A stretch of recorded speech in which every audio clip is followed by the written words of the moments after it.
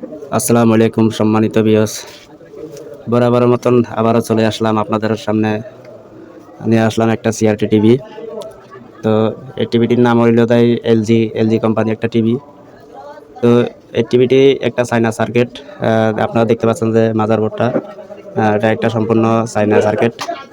তো চায়না সার্কিটের সম্পর্কে আমি আপনাদেরকে বিস্তারিত কিছু ধারণা দেওয়ার চেষ্টা করব। আপনারা ভিডিওটি কন্টিনিউভাবে দেখেন, তাহলে আপনার কাজগুলো শিখতে পারবেন এবং বুঝতে পারবেন। আর আমার চ্যানেলে যারা নতুন তারাই মূলত আপনারা ভিডিওগুলো কন্টিনিউভাবে দেখার চেষ্টা করবেন। যারা কাজ জানেন তারা দয়া করে আমার ভিডিও মন চাইলে দেখবেন, না মন চাইলে স্কিপ করতে পারেন। যারা জানেন না তারা আমার ভিডিওগুলো দেখেন। আপনারা এখান থেকে খুবই গুরুত্বপূর্ণ কিছু বিষয়ে আপনারা ধারণা নিতে পারবেন। তো আপনারা ভিডিওটা কন্টিনিউভাবে দেখেন। আমি কিছু কিছু সেকশনের কথা বলবো, এগুলো আপনারা ব্রেন্ডের ভিতরে সুন্দরভাবে মনোযোগ দিয়ে শুনবেন, ব্রেন্ডের ভিতরে ঢুকাবেন, তাহলে তো কাজ শিখতে পারবেন। তো আপনারা ভিডিওটি কন্টিনিউভাবে দেখেন। তো বন্ধুরা, এখানে আপনারা দেখতে পাচ্ছেন যে কালো বর্ডার দাগ দেওয়া আছে। এই যে কালো বর্ডার দাগ দেওয়া আছে, ঠিক আছে। তো আমরা সাধারণত বলি এই সেট প্রাইমারি সেকশন। এই যে কালো বর্ডার দাগ দেওয়া আছে, এই যে এই দাগের ভিতরের সেকশন, এই সেটটা হলো তাই প্রাইমারি সেকশন। তার পরবর্তী এখান থেকে দাগ দেওয়ার পরে পুরা সার্কিটটা হইলো যায় সেকেন্ডারি সেকশন, যেটা বলি আমরা ডিসি সাইট। হ্যাঁ, এখানে হইলো যায় এসি সাইট। এসি থেকে ডিসি কারেন্ট উৎপাদন হয়। 200-250 ভোল্টেজ কারেন্টের যে ভোল্টেজটা, সেই ভোল্টেজটা এখানে ঢুকে, এখানে থেকে ফিল্টার হয়ে ডাইরেক্ট হয়ে ফিল্টার হয়। ফিল্টার হওয়ার পরে যায় আপনার 350 থেকে 400 ভোল্টেজ এখানে ভোল্টেজ উৎপাদন হয়। এখানে একটা ক্যাপাসিটার আছে ডিসি। তো এখানে হাই ভোল্টেজ কারেন্ট উৎপাদন হয়। এখান থেকে আপনার প্রাইমারি সেকশনের বিভিন্ন সেকশন থেকে ভাগ করা আছে। এখানে একটা সোফা দেখতে পাচ্ছেন আপনারা। আপনাদেরকে যদি আমি পিনগুলো দেখাই, এই যে পিনগুলো 1টা 2টা 3টা 4টা 5টা, মানে এখানে এই পাশে সেকেন্ডারি সেকশন আছে 1টা 2টা 3টা 4টা 5টা 6টা 7টা। এখানে একটা সোফার আছে। সোফার মাঝে বিভিন্ন সেকশনের ভিতরে ভোল্টেজ ভাগ করা দেওয়া হয়েছে।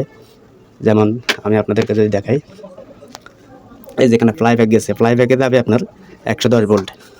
এই চপার থেকে 110 ভোল্ট যাবে এখানে ফ্লাইব্যাকে, ঠিক আছে। খুবই মনোযোগ দিয়ে আপনারা শুনবেন, তাহলে আপনারা বুঝতে পারবেন।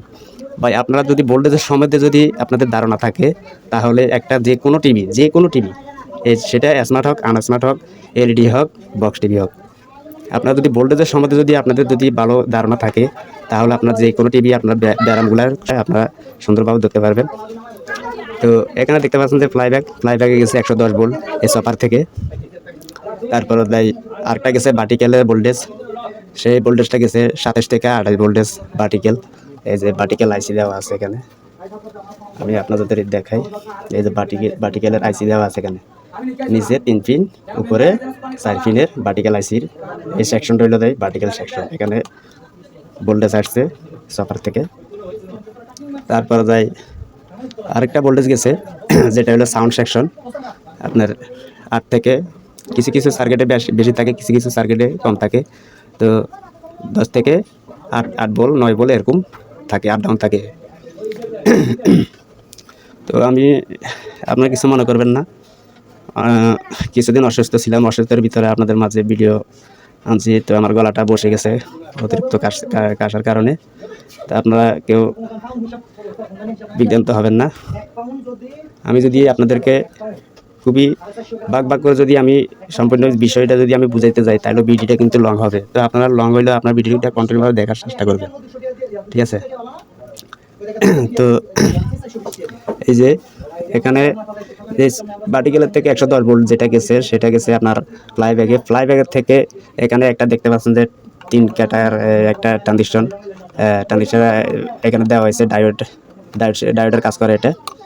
তো এটার কাজ হইলো আপনার এখানে 110 ভোল্ট যেটা ঢুকছে সেটা এখানে ঢুকছে। এখানে সুইচিংয়ের মাধ্যমে আপনার এখান থেকে আবার ডিসি কারেন্টকে এসি কারেন্ট উৎপাদন করা হয়, যেটা সুইচিং করা হয়।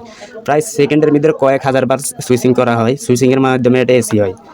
এসি থেকে হওয়ার পরে এই ভোল্টেজটি আবার চলে যায় হইলো এখান থেকে দেখতে পাচ্ছেন যে এখান থেকে আপনার কানেকশন দেওয়া আছে, তার টানি দেওয়া আছে।